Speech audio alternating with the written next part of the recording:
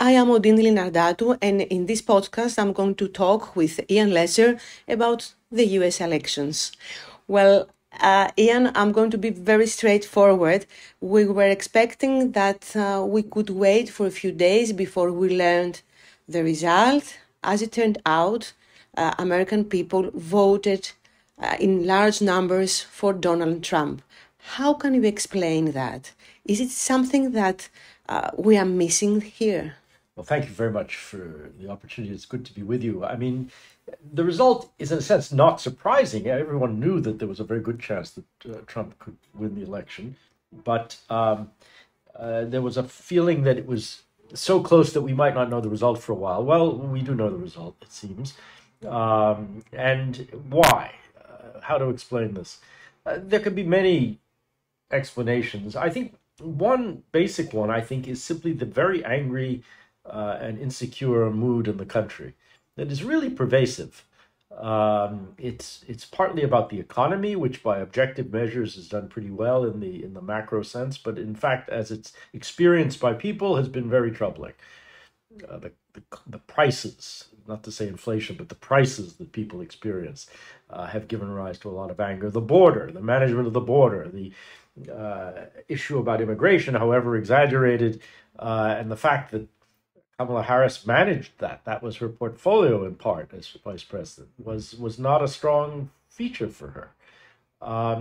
And simply in the end, I think the dynamism of the Trump campaign and Trump as a personality allowed him to carry on a different kind of politics that wasn't conventional and had a lot of traction. Have you seen again the United States, American people so divided, like in these elections, like in the last years, I may say, not only in these elections. I've read in an article in Wall Street Journal that the United States were a divided nation, and in the past, in 1930s, in the 1950s, in 1960s.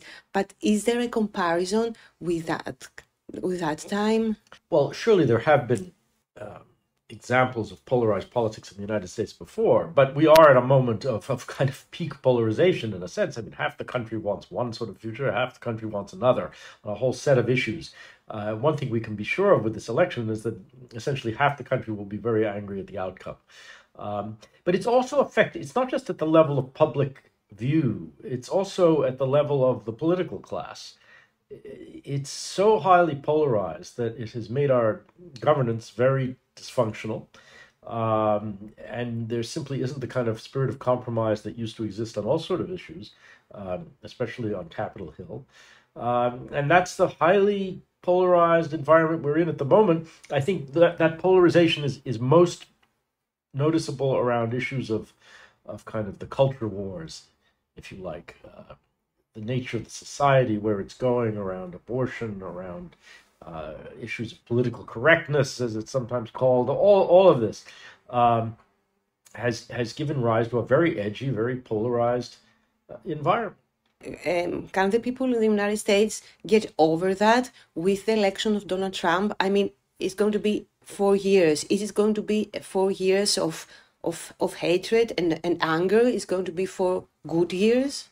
I think whatever one's view about the outcome, I don't think anyone, if you're an American or you're a friend of the United States, you have to wish whoever's in the White House well when it comes to managing the country on many elements, but also in terms of our foreign policy. Nobody wants a failed America.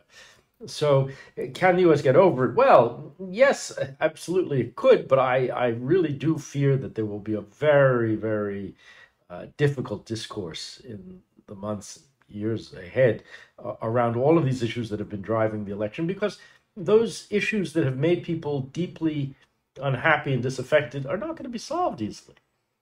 These long-term issues about distribution of wealth in America, about class and identity in America, these things were a long time in the making. It will take a long time to fix them. How do you think Donald Trump will behave in his second term in the White House regarding internal politics, but also regarding foreign policy, which is very, very important for Europe, for Europeans? I think one very important difference from the first experience with Donald Trump is that the first time around, he really didn't expect to win. Really, he couldn't be very confident about it. And as a result, there was not the kind of typical American pipeline of people who would come into an administration at the cabinet level, but also these hundreds, even thousands of positions that are filled as political appointees, political appointments on foreign policy, but also much else. And he had to search around, and we had a mixed bag of people, with some with moderate views, some with less moderate views, some close to President Trump, some not.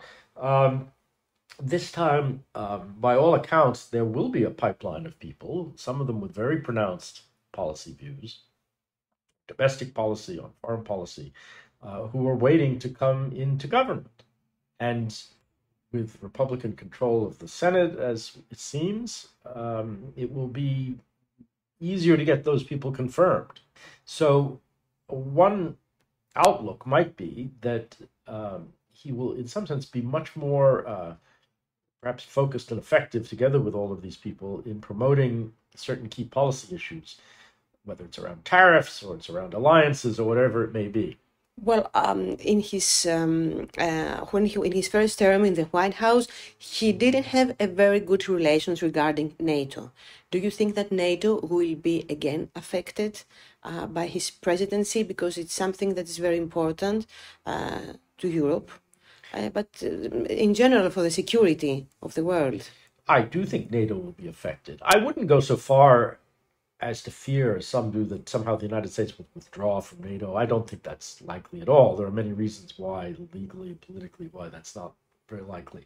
But certainly, Trump is not well disposed towards alliances generally, including NATO, and he could make life very difficult inside the alliance, where everything has to be done by consensus. And if the United States is not on board on the big issues or the small, NATO can easily become quite dysfunctional, and that dysfunction comes at a time of war in Europe.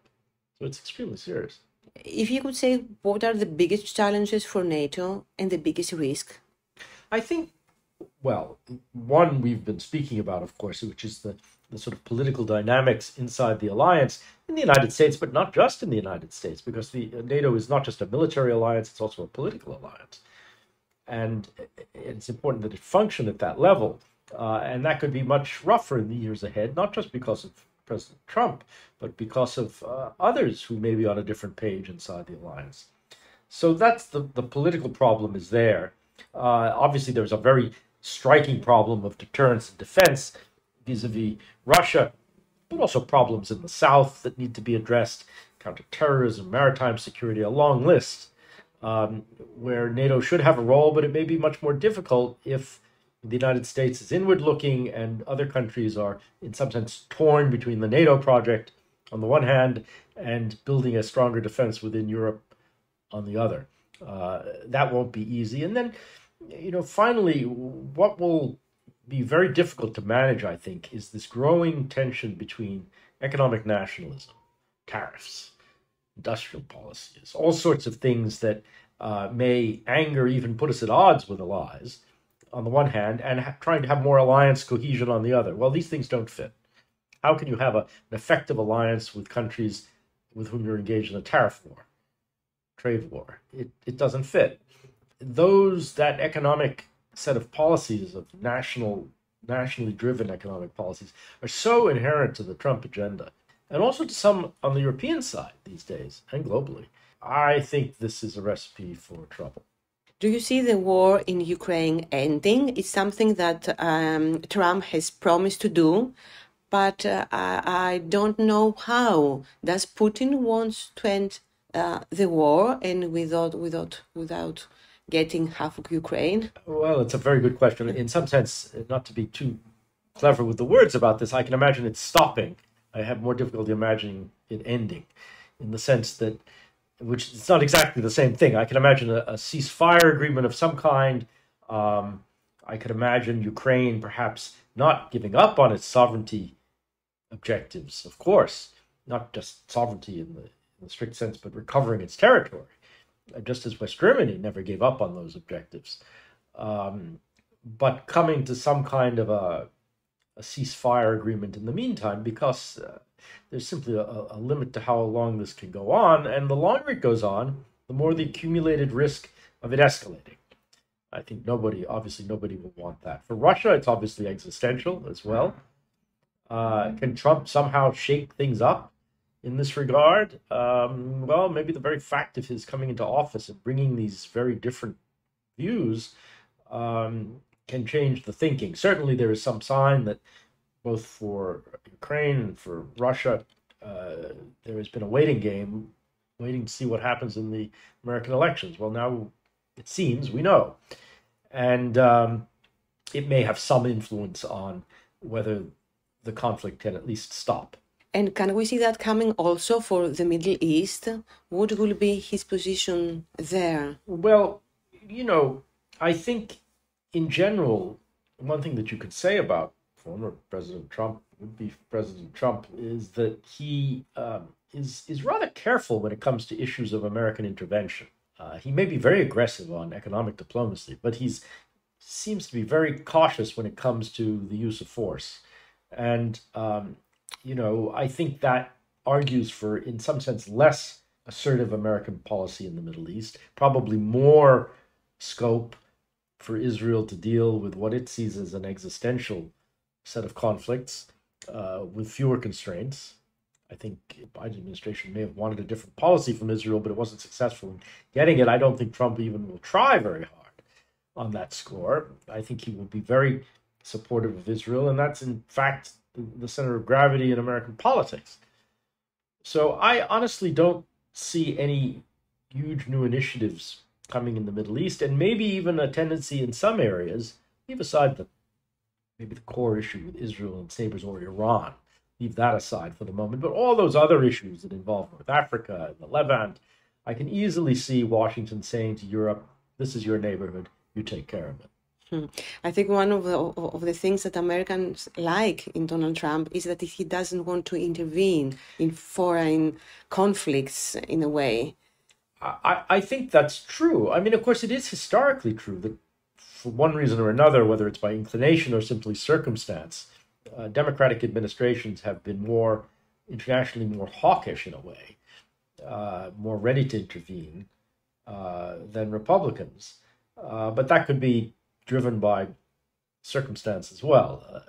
But clearly, Trump is not in the camp of those who want to project more American power in the world.